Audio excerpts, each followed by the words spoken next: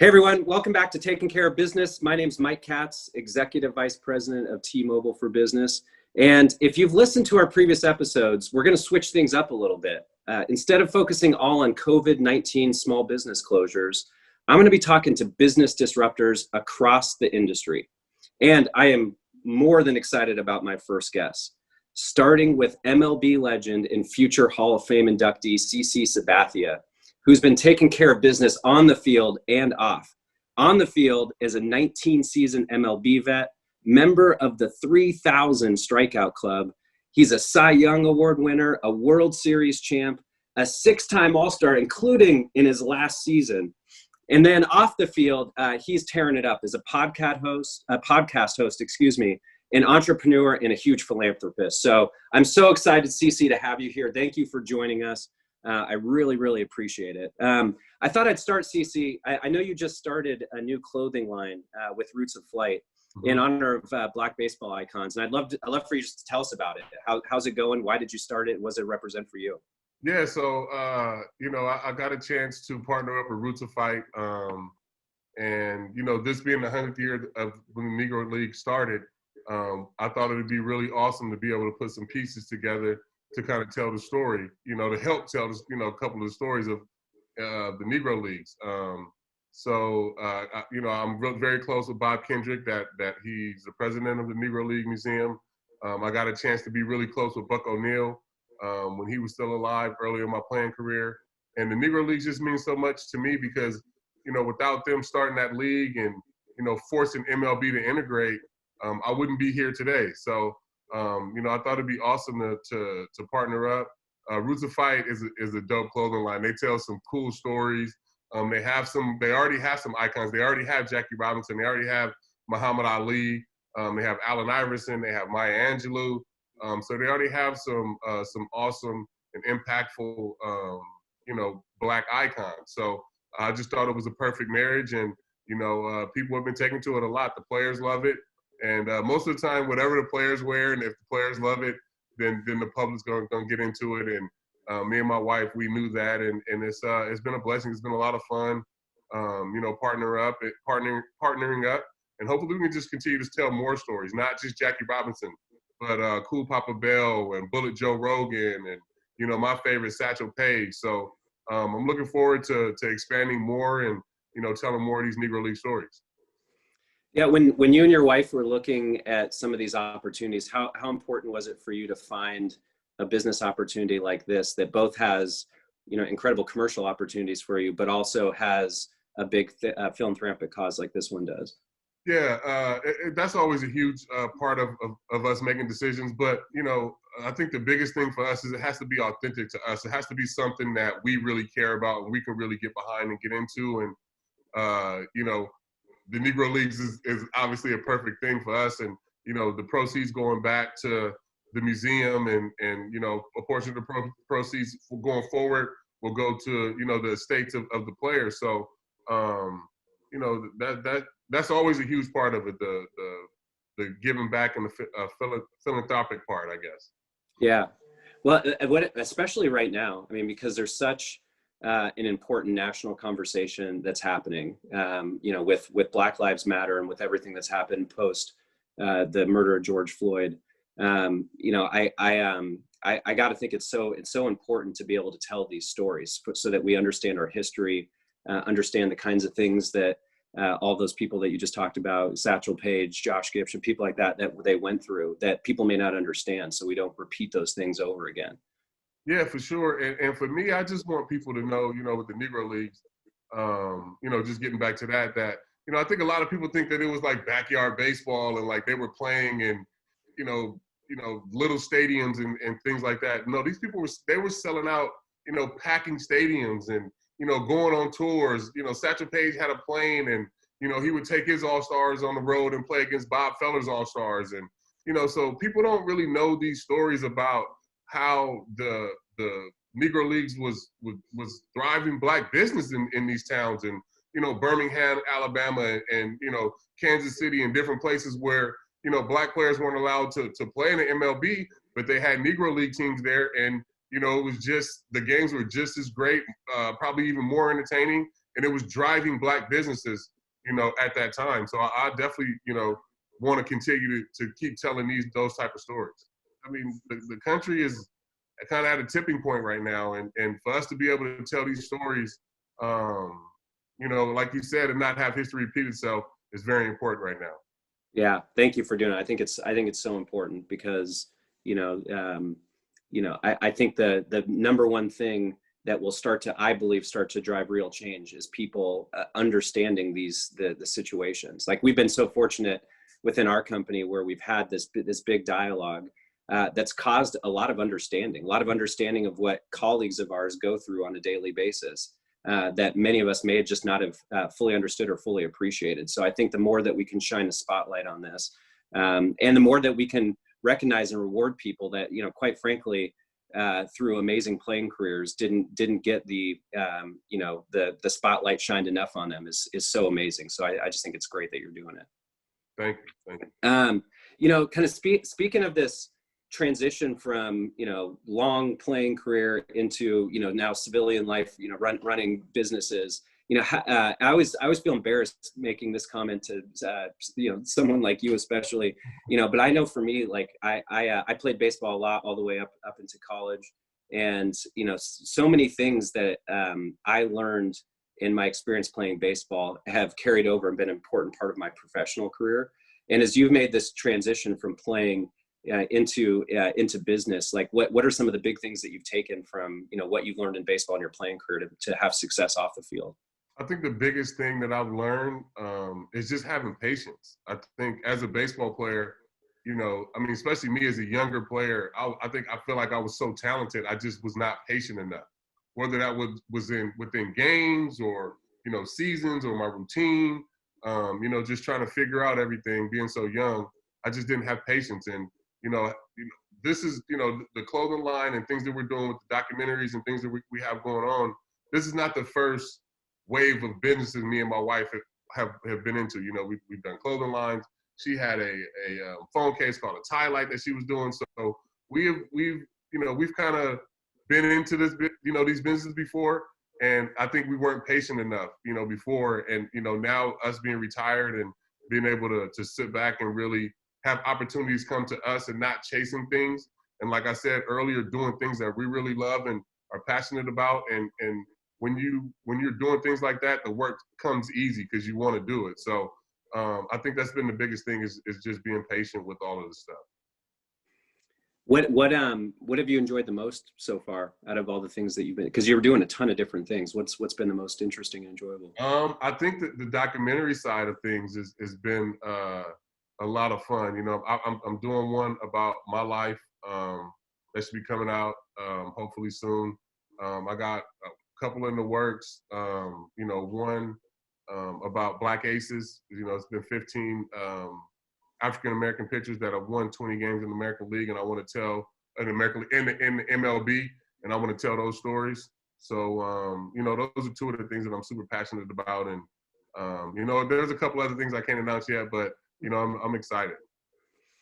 Well, I know you're doing a podcast, and it's R2C2. So, I mean, the most important question is, has Star Wars tried to come after you for that name yet? Of course, man.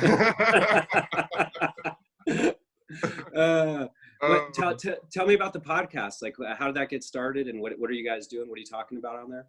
Yeah, so R2C2 is a podcast me and Ryan Ruocco started in 2017. And you know, me and Ruocco met in 2009 when I first came to the Yankees. He did the interviews in the clubhouse for the scoreboard, and we just kind of bonded over, you know, sports and music. And you know, at the time, the Lakers were in the finals. I remember we would have conversations all the time about, you know, the Lakers and basketball, and we just kind of grew a friendship from there. We have mutual friends, so we're in a couple of group chats. And we just decided, you know, we thought it'd be cool to start a podcast. You know, obviously I know his history and, you know, his background being in radio, and he calls the Nets, he calls the Yankee games, you know, he calls a lot of WNBA and NBA games. So I know he's great, and he can carry the conversation. He does all the research. I just kind of come in and, and throw my little 2 cents in. But the thing about R2C2 and the reason why I think it works so well is that me and Ryan grew up totally different. Opposite ends of the scale. Obviously, me growing up in the hood in Vallejo and him, growing up in the suburbs out here. But we have so much in common. It's the weirdest thing. So we can bounce things off each other. We always have great conversations offline. So to be able to bring our friends on and have a podcast, it makes it easy and it's a lot of fun. How have you found the business of podcasting? I mean, it's always cool when you can start something that you just kind of enjoy doing anyway, but like, how's the business of podcasting going for you? You know what? It's been going pretty good because from the beginning, we started the podcast at the Players Tribune and we owned it right away. And that's I didn't know at the time, but that was a big thing. So we started the Players Tribune. We went to Uninterrupted for a little while, which is great. They grew our brand big time. And now we're at the Ringer. With Bill Simmons, we have a bigger audience. It's right on Spotify. So, it's just growing bigger and bigger and kind of organically. And, I think our end game would be to have a TV show, kind of like Jalen and Jacoby type of thing, but a little more sillier because our personality is a little more out there. So, but that would be, something I think that we will look towards, keep building and being patient and not rushing this thing and kind of growing our fan base organically. I'm sure something that you guys have talked a lot about is this kind of unusual baseball season that we're in right now. What are your thoughts when you especially, I mean, for you, because you were just playing last year in a normal season, when you see what the players and the league is going through right now, what do you think? Like, how do you think it's going? Well, my immediate thought is I retired at the right time. But I think it's going as good as it can. I think that they're trying really hard to, put on a season to basically entertain us. I mean, they're playing in front of no fans. They got that kind of that noise going on in the stadium. So it kind of really is just for us, for the fans, for us to enjoy. So. I think as a player though, I feel like it would be rough. Baseball is a tough sport to play, and then you want guys to travel around all summer, basically playing a sport where you fail 7 out of 10 times, and then stay in a room, locked in a room, for 10, 12 days at a time. I think the NBA did it right with the bubble. Those guys can go fishing, they're golfing, they're hanging out with each other. They got restaurants they can go to. So that makes it a little more easier for your mental health as an athlete. You need that break. You need that, something to do to take your mind off of your actual sport. So, for me, I think it would be tough. Last year I was at the end of it, just with the travel in general. But, not being able to go out and leave your room on the road, I feel like it would be a tough thing. Yeah. Well, I'll correct you on one thing, because at least at T-Mobile Park, we have fans. They're just 2-dimensional cardboard ones. And in fact, I have like the best seat in the house. I'm literally like 4 seats over from home plate. So it's been amazing. It's been so funny to see these stadiums filled up with a bunch of cardboard cutouts. Right, and that's fine. I like the cardboard cutouts. I don't mind it. But it's just like when I'm watching like a game on TV, and they have like the fake digital fans there. Like, what was that for? I know the stadium's empty. Like, don't put those fans up there to try to like fool me. Like, we know nobody's in there. Like, we don't need that visual. Like, yeah, it was probably recorded like 4 months before that. Yeah, it's a crazy time. I sure am glad that we just crossed over this halfway point, because it felt like early on in the season I wasn't sure if we were going to make it this far. So it's been good to see that they've been able to keep things on track, and the baseball's been pretty good so far. Obviously, I'm here in Seattle, so we've got a young team that's struggling through the season with a couple of bright spots, but I'm really glad that despite COVID and despite the challenges, they've been able to keep the season going. I think the country needed it. I got a couple of good friends up there. I'm really close with D. Gordon. I know Justin Dunn really well from being out here, and I played with Justin Sheffield. So I've been watching the Mariners a lot. So I think they got a good young core. I think they'll be good in a couple of years. But the competition I knew was going to be great. You get those guys out on the field, the baseball is going to be good. They're going to show up. They're going to play hard. So it's been a lot of fun to hear like the ball off the bat. Like I'm an offensive guy. I don't really care for like 1-0 games. I don't want to see like a pitching duel. I'd rather see a 15-12 game and a lot of home runs. So to hear like when guys really catch one and hear it on the TV is awesome. Yeah, it is. It's a different sound. It's fun. It's fun to hear that, and then as a fan, it's fun to hear the players talking, because you never hear that on TV, and even when you're there in person, it's hard to hear that just because all the crowd noise. And you actually hearing the players talking, interacting, and I love the moment. I guess this would have happened even if COVID wasn't going on. I love the moment. I don't know if you saw this like last week when the Dodgers were playing the Mariners, and both the Seager brothers hit home runs, and they were walking by each other, and you could see them chatting each other up as they walked by. It was a really cool moment. Yeah, that was an awesome moment. Like for me though, because I used to talk a lot on the field. I think like the other team actually hearing what I could say would probably start a lot of fights. Yeah. So it's actually good that I'm retired, because I'll probably have us fighting every night, to be honest. Yeah, that was crazy to see in COVID a couple bench clearing incidents already. Man, yeah, because you can hear everything. You can hear everything that's going on. So like if you're on the mound, or even if you listen to the game and you hear somebody hit a home run, you can tell it's gone because you can hear the dugout. You can hear the guy screaming, "Oh!" So if you really listen to the game, like you don't want to hear it as a pitcher. You know what I'm saying? Like you don't want to hear the other team like getting hyped. So I think, it makes the competition a little more. It makes the guys go a little harder. It makes the competition a little better, because you don't want to get shown up by the other team. Yeah. Hey, I could talk on this topic literally all day with you. One of the things I wanted to ask you about though is, you talked about all of the stuff you're doing, the clothing line, the podcast, the documentaries, a bunch of secret stuff I'm still trying to pry out of you.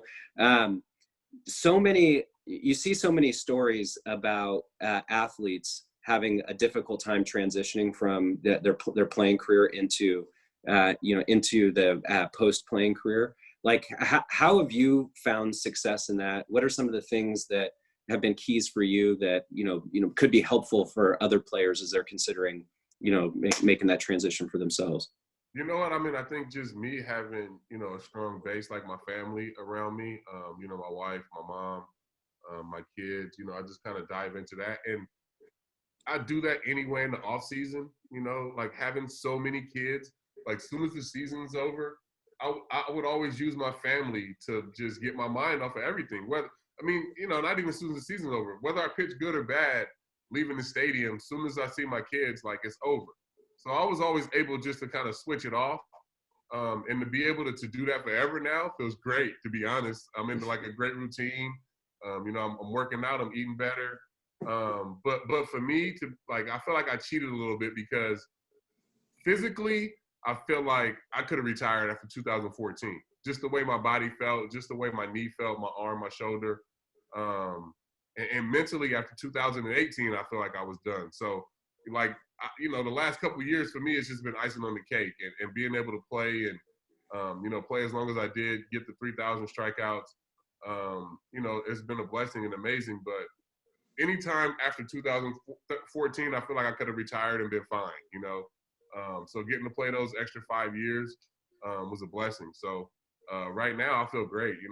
I'm excited, happy with my decision, and feeling really good. My knee feels great. I'm able to run, jump, do things with my family that I hadn't been able to do in the past, 12 to 15 years. So I'm excited for what's next to come. Yeah. Well, there's a lot of us, including I'm sure a lot of people in New York, that were glad you didn't make that decision in 2014. What are some things that you think that players or people just generally can do to kind of get themselves prepared for either life off the field or their next kind of business or career move that they want to make? Like, what were some of the things that you did that prepared you for that, or advice you'd give to other people how they could prepare themselves? I think you need to start preparing early, for whatever. I mean, definitely athletes, start getting the other things off the field. You know, it doesn't have to be clothing lines and things like that. You know, philanthropy work, anything that you can really dive into, and really just take your mind off of, you know, playing a professional sport. Obviously, we get to play kids' games, you know, and get paid for it, but it's still tough and it's mentally challenging. So, you know, you need something else to, you know, get your mind off of the game anyway. I remember, you know, the most interesting guy I ever played with was D.V. Gregorius.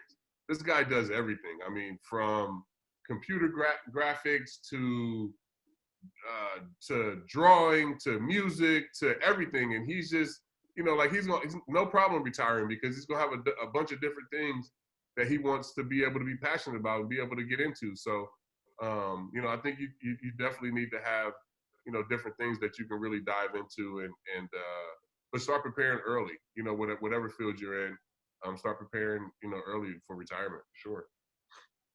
You know, I'm sure that you get all kinds of opportunities, people approaching you about opportunities, investments, you know, things like that. Like, how do you evaluate what you're going to do and what you're not going to do? You know what? I'm actually a part of a really cool group, the Patriot Company, and they have a bunch of athletes. And honestly, whatever I get pitched, I send to them. You know, they comb through it and they do a great job of, you know, either thumbs up and thumbs down. It's just that simple. And you know, again, like I said, if it's something that I'm into or product that I use or something that I'm passionate about, you know, 9 times out of 10, I'll invest if they give me the thumbs up. Anything, anything that you've gotten pitched that you didn't do that you regret? I have to think about it, but yeah, there's been different things for sure.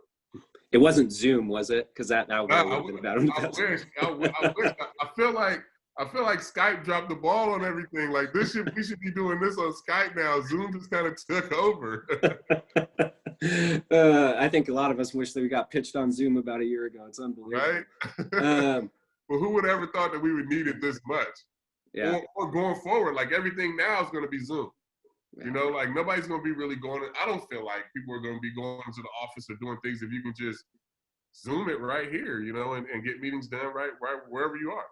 Yeah, I think you're right. I know for us, the way that we worked will always be different. And look, I think there's actually some silver linings in that. I think you know, the world becomes a smaller place when you can use things like this, and it's easier to connect with more people during the day. It's also you know, you don't have to jump on airplanes to go meet with people, which, you know, has environmental impacts and everything else. So I think there's some real benefits that are coming from it.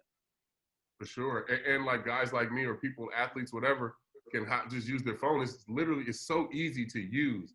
And I think that's what's going to, you know, change everything going forward. Yeah. How do you think it's going to change baseball going forward? The Zoom or just COVID and everything? Well, I guess both. You know, is you know, because they've had to change the way they're playing this year. Are there parts of it that will continue going forward, do you think?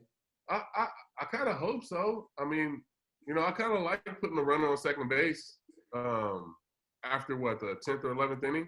Yeah. Nobody wants to play 18 innings. You know what I'm saying? Like, I used to always be on the bench screaming, "We don't get paid for extra. Somebody hit a home run. Let's go home." Like, so, yeah, I kind of like that. You know, and then you save arms, and you know, when some guy comes up, pitches 4 great innings. You know, but you got to send them down because you're in the 15th inning, and now you need arms and different things like that. So, you know, kind of saving the bullpen, I think, with that runner at second base. I kind of like the 7-inning doubleheaders too. That's something that we grew up on in the minor leagues, but man, you could do that on a Sunday and have every Monday off. You know what I'm saying? Yeah. Like you can change a lot of things around. You know, if you get players used to it and you start. You know, these 7-inning doubleheaders, I think these players have no problem doing them. Yeah. What do you think about in terms of like the way that teams and individuals prepare for the season? I was talking to a coach that I know, a basketball coach I know yesterday, and he was saying one of the things that's been helpful for them is they used to, you know, bring all the kids in every morning for team meetings in the facility, and now they're doing everything via video conference. They're actually getting to spend more time with the kids, talking about, as a college coach, so he's talking about like both schoolwork as well as practice and workouts and everything else. Is that a thing, do you think, in pro sports as well? I don't know about pro sports, but definitely high school and college. I mean, pro sports, Football is a little different because, you know, they always need to check in. There's always meetings and stuff like that. But baseball, I don't know if that's going to fly. Like, I mean, I think in the off season, you know, maybe once or twice you check in with the manager or maybe, you know, the strength coach. But you know, having Zooms all the time in baseball that's probably not going to happen. But I think it will definitely change for football. You know, and those guys happen to come in maybe for an early meeting. Maybe you have that on Zoom now, and they come in at 1 o'clock instead of 9 o'clock. They have that, you know what I'm saying? They had that 9 o'clock a.m. meeting. So maybe that'll change for them. But baseball is just a little more. You got a lot more freedom. So it'll be hard to get baseball players to be checking in that much. A lot of the guys give their wrong number and address at the end of the season, so the team can't even contact them. Well, in fairness, it's a long season, so you guys receive. It is. We play every day. You know what I'm saying? So I mean, we check in every day. Yeah. Well, hey, Cece, I can't tell you how much I appreciate you joining us for this and taking your time to do it. I think it's so important for people to hear from disruptors like you, especially people that have made this incredibly successful transition from a Hall of Fame career into what you're doing across multiple businesses and philanthropy. It's really, I think it's really motivating. It's really inspirational. So I can't tell you how much I appreciate it. I can't wait to follow more of what you're doing in the podcast. I want to see the documentaries, and I can't wait to hear about the secret project. So thank you so much. We'll be supporting you, and I can't tell you how much we appreciate you joining us today. No problem. Thanks for having me. I appreciate everything, and hopefully I can, turn this into a successful second chapter. So thank you. Yeah, thank you, and we'll see everybody soon in our next episode, Taking Care of Business. Bye-bye.